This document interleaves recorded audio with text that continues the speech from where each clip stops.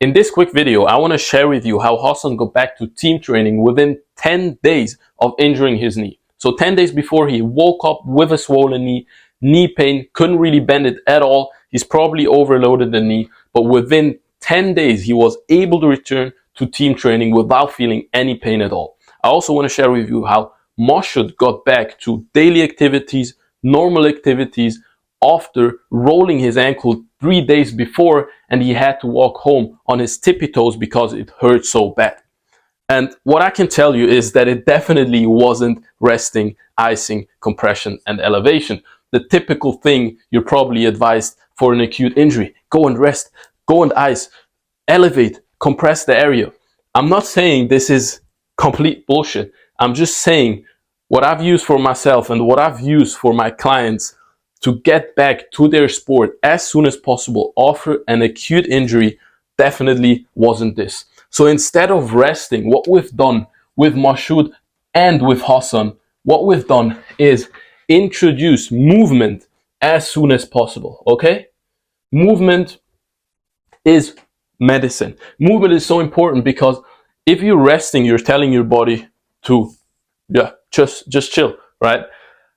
This can be good if it's really an acute injury and you're in so much pain that you can't move at all. Then it's totally fine to give your body some time to calm down. But as soon as you can, you want to introduce pain-free movement to get some blood flow to that area, to get that area moving again. So if you can, after an acute injury, try to introduce some kind of movement as soon as possible. Of course, it has to be pain-free. You're not working through pain, but you want to introduce movement. Remember, movement is medicine, and resting only works to a certain extent. If you want to return back to your sport, you need movement. Now, let's talk about the second thing, icing. Icing is often prescribed to reduce pain. If you have an acute injury, throw some ice on it and it will be fine. The thing with that is that ice actually restricts the blood flow to that area.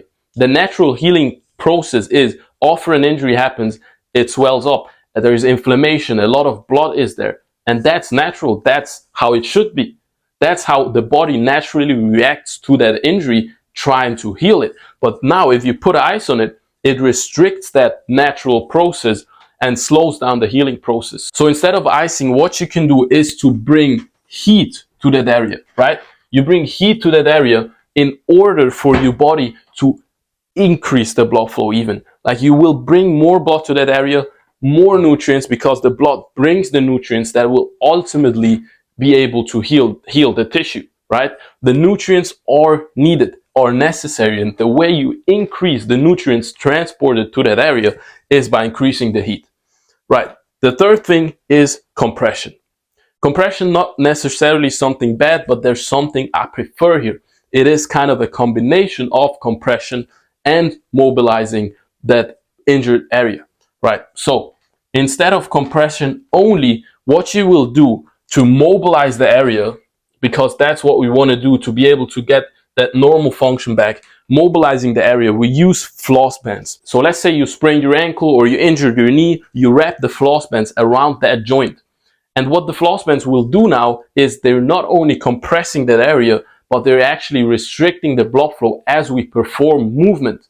As we said, movement is medicine, so we're moving with the floss bands, and the floss bands help us to get more movement, get more range of motion without working through pain. And what they also help us do is to stretch those tissues. As we wrap the floss bands around the knee, around the ankle, and then we move them, they're also stretching and massaging the tissues around it. So instead of just compressing, putting something static around it that you're not moving, put some floss bands around your ankle, around your knee, and start mobilizing that area, increasing the blood flow, and it's gonna increase the healing. That's why they're also called voodoo floss bands. They're literally doing magic, and if you're not using them as an athlete, if you don't have them in your toolbox yet, I highly recommend you order some. They're cheap on Amazon. You can just search them up, floss bands, or I'll link the ones I use in my bio as well. And then the last step, elevation. Instead of elevating and further decreasing the blood flow as the blood goes now out of that area that you're elevating, and also not using the tissues, getting the muscles weaker, the tissues getting weaker, and then you expect to return to your sport That's not really how it works. Rehab needs to be taken more seriously. You need to tell your body to strengthen that area, because what often happens with ankle sprains is that the body just stiffens the ankle, trying to protect it, telling it, okay, yeah, it's sprained because I rolled it. Now I just stiffen it, but it's not getting stronger. It's not getting more protected for the case, in case you're rolling that ankle again. And if you step on someone's foot, you're gonna roll that ankle again, and it's gonna go even worse then. And that's also the reason why studies have found that once you sprain your ankle, the risk of you getting another one is up to 4. And that's because we don't properly rehab it and we don't mobilize. And the last step is now to strengthen that area, okay?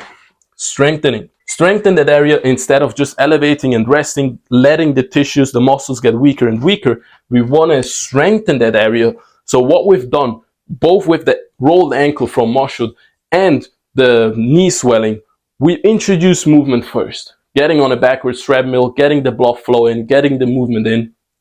Heat, we apply heating packs, floss bands, mobilizing, brings the blood flow, brings the heat, brings the healing. And then the last step is to strengthen the area. For the knee, you can start with something like a Patrick step, just minimalistic movement, strengthening those areas in your pain-free range. And as you get stronger and stronger, the swelling goes down, you can do further, more intensive stuff. But before you return to your sport, you want to strengthen that area and go into deeper ranges as well. Deep knee bends.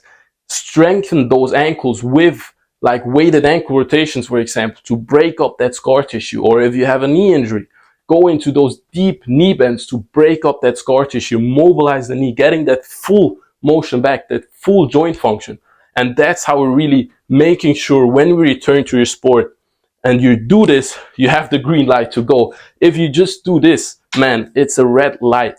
Resting, icing, compressing, elevation, there's certainly a time and place for that. I don't use it though. I've seen this to work way better, way more effective. Within just 3 days, after literally rolling the ankle, Mashood was able to return to normal activities, no problems. And I think floss bands were a really, really key exercise there. For Hasan, what was the key was to get blood flow in. A lot of backwards walking. We also work the lower legs to get the blood flowing in that lower body below the knee. Strengthen the lower legs as well to protect the knee, and strengthen the knee directly, obviously, with Patrick steps, and further developing that with ATG split squats and other exercises. So I hope this helped, made it a little bit more clear on how to really get back to your sport more safely and faster as well. Like resting, icing, compressing, elevating, you're slowing down the healing process. So what should you take out of this video? For me, this is a red flag. This is a green flag.